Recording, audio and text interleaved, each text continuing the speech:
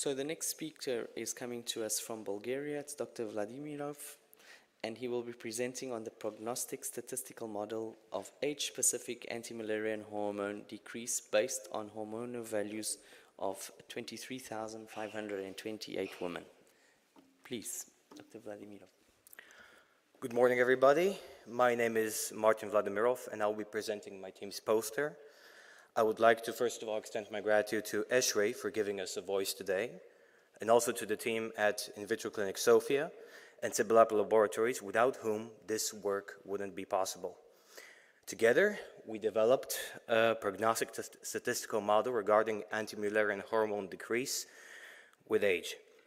We analyzed the values of 23,528 women, which makes this the single most comprehensive study regarding AMH ever conducted, relative to the size of the population.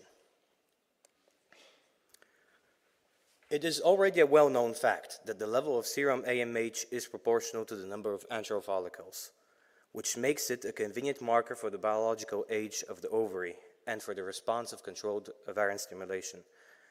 That is why we conducted a nationwide cross-sectional retrospective study between the years of 2017 and 2023, which included a large population of women of ages 20 to 50 years old, whose AMH values were measured once.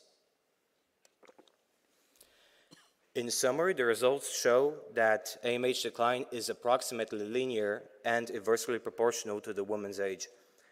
However, when we divide the women in the following subgroups, as you can see here, AMH less than 1 nanogram per milliliter, AMH between 1 to 3.5 nanograms per milliliter, and AMH greater than 3.5 nanograms per milliliter, we can find that the rate of AMH decline for the low AMH group has a nonlinear characteristic, almost resembling a sort of an exponential decline, as you will see on the next slide, namely over here. So what do the results show us? The results show that in the top left-hand graphic, in women with AMH less than 1 nanogram per milliliter, until the age of 34, the decline in AMH is very slow, while between the ages of 35 and 45, there is a rapid acceleration of the process. In the bottom left-hand graphic, the rate of decline of AMH with age is constant for women with AMH values between 1 and 3.5 nanograms per milliliter. The rate of decline with age from year to year was roughly constant at 3.3%, which is a contrast to the next graphic. In women with AMH greater than 3.5 nanograms per milliliter, the rate of hormonal decline was also approximately constant, but the annual rate of decline was 12%, which is significantly higher than that of the previous group. This study has its limitations, of course.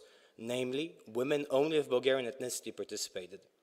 Also, there is a chance that a large percentage of women, relative to the general population, may exhibit some kind of pathology, namely, for example, infertility. That was probably the indication that they had their AMH tested in the first place. But why is this study so important? It is important because, based on our statistical analysis, it is possible to create a prognostic model which is specific and unique for each and every population, not only for the Bulgarian one. This model can be used for evaluating decreasing ovarian function and time to menopause. The prognostic statistical model we developed would also be useful to the women themselves in terms of considering their reproductive plans. For example, if a woman has an AMH level lower than that for the specific for her age, she may have a higher risk of premature ovarian aging and a shorter reproductive life. And this also suggests that she may need to do some earlier fertility planning. This study can provide basic information on the prevalence of cases with reduced ovarian reserve in women of Bulgarian ethnicity. The results of this research can help to shape public health programs to improve the effectiveness of infertility treatment in Bulgaria. It is important for the application of AMH in clinical practice as well. OB/GYN specialists can perform AMH tests on their patients in order to help with family building. Governments can also include AMH in their regular screening practices to help with infertility prevention and with the further development of AMH models.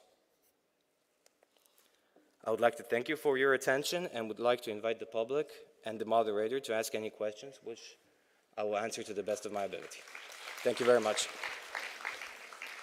Thank you very much, Dr. Vladimir, for your presentation. The floor is open for discussion.